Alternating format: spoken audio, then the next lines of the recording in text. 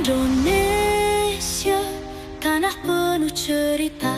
Di tanahmu aku berdiri, membela negeriku dengan cinta. Untukmu Ibu Pertiwi, terberkatilah Indonesia.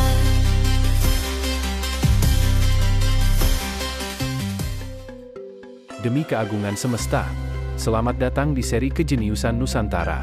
Video ini hadir untuk berbagi kecerdasan mengenai di atas bendera konstitusi baru. Atas nama reformasi, konstitusi diganti.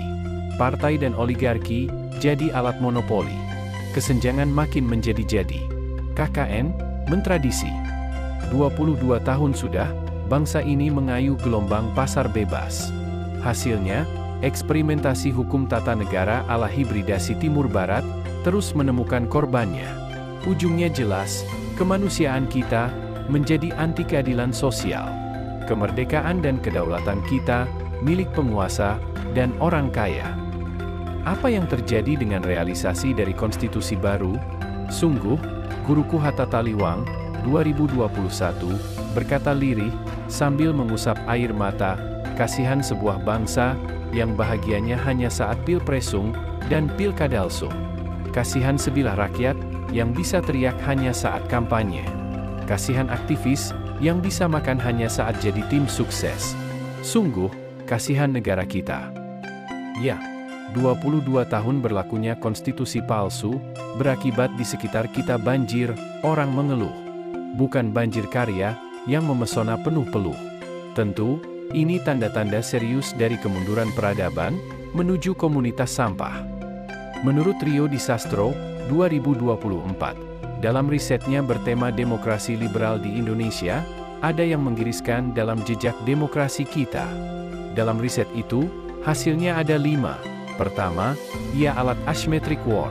Kedua, ia tak menghasilkan kesejahteraan umum.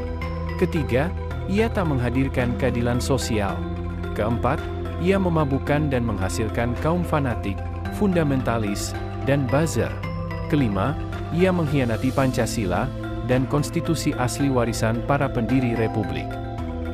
Di sini, jelas sekali bahwa konstitusi baru, UUD 2002, tidak dirancang untuk kemaslahatan bersama. Tidak diniatkan untuk keadilan dan kesentosaan semua warga negara. Konstitusi baru itu dibuat oleh segelintir manusia jahat, yang berniat menipu, serta muslihat sejak dari pikiran. Akhirnya, tidak menciptakan revolusi Pancasila, tetapi menternak oligarki dan monarki keluarga busuk, plus antek beludak. Solusinya, segera balik ke konstitusi asli, lalu diadendum, agar tidak hianat, serta jadi keparat terlaknat. Dan, jika pengkhianatan jadi tradisi, maka bisu Indonesia itu tragedi, di alam pikir rakyatnya. Tulinya itu, trauma di semua kisah rakyatnya. Butanya itu, sekarat menjelang mati rakyatnya. Wafatnya itu, wafatnya alam semesta. Sakitnya itu, sakit jiwa raga jagat ini.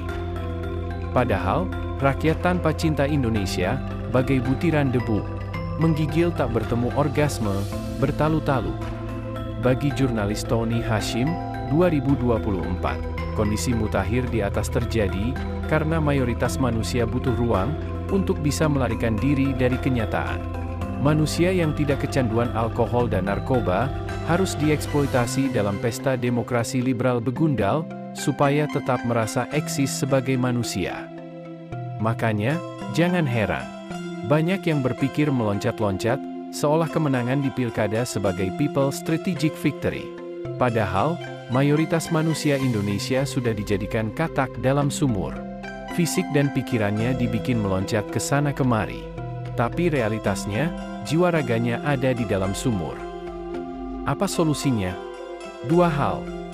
Pertama, purifikasi konstitusi. Purifikasi adalah proses pemurnian, atau balik arah, rujuk, yang bertujuan untuk memperbaiki keadaan terbaru menjadi lebih baik, lewat refleksi dan proyeksi. Kedua, merealisasikan pendidikan revolusi Pancasila. Tidak ada metode paling tepat untuk menghabisi penjajahan modern, menikam tepat di jantungnya, kecuali pendidikan revolusi Pancasila. Ialah ontologi untuk melepaskan negara bangsa Indonesia dari keterbelakangan, kebodohan, kemiskinan, kesakitan, ketidakadilan, kemasgulan, kelimboan, dan belenggu ketimpangan akut di semua dimensi ruang dan waktu. Ya, pendidikan dan pengajaran revolusi Pancasila itu mendorong kita untuk belajar dari timur dan barat. Tapi, haram memamah mentah. Apalagi mempraktikannya secara salah kaprah di Indonesia, seperti praktik konstitusi palsu UUD 2002 itu.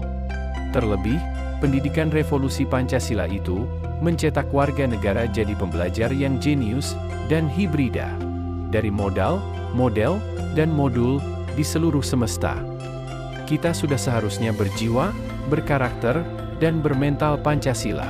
Kitalah ksatria dan patriot bangsa yang wajib menjaga kedaulatan bangsa dan negara Indonesia, berwawasan semesta, dan bermental baja, mendedikasikan hidup untuk selalu siap sedia dipimpin dan memimpin dengan hikmat kebijaksanaan, di masa apapun dan dimanapun. Kini, dengan jiwa, karakter, dan mental Pancasila, ada baiknya kita tulis lagi 5 hal besar untuk menyelamatkan NKRI. 1. Bagaimana memenangkan perang asimetris. 2. Bagaimana mengembalikan UUD 45 asli, untuk kemudian diadendum. 3. Bagaimana membangun etika berpolitik yang terintegrasi, agar muncul pemimpin berintegritas dan berkarakter kebangsaan. 4. Bagaimana membuat sistem ekonomi yang mampu membatasi kerakusan manusia. 5. Bagaimana keluar dari zaman Kalasuba bin Jahiliyah, bersama. Jika kita mampu merumuskan 5 hal di atas, dan menjadikan konsensus bersama, sudah pasti nasib Indonesia membaik. Tentu, janji proklamasi terpenuhi. Cita-cita kemerdekaan tertunaikan. Semoga. Di atas bendera konstitusi baru. Oleh UJ Haryono. Sampai jumpa di seri kejeniusan Nusantara berikutnya. Salam Indonesia. Untuk Ibu Pertiwi, Bhinneka Tunggal Ika, itulah semboyannya. Berpegangan darah kita, jaga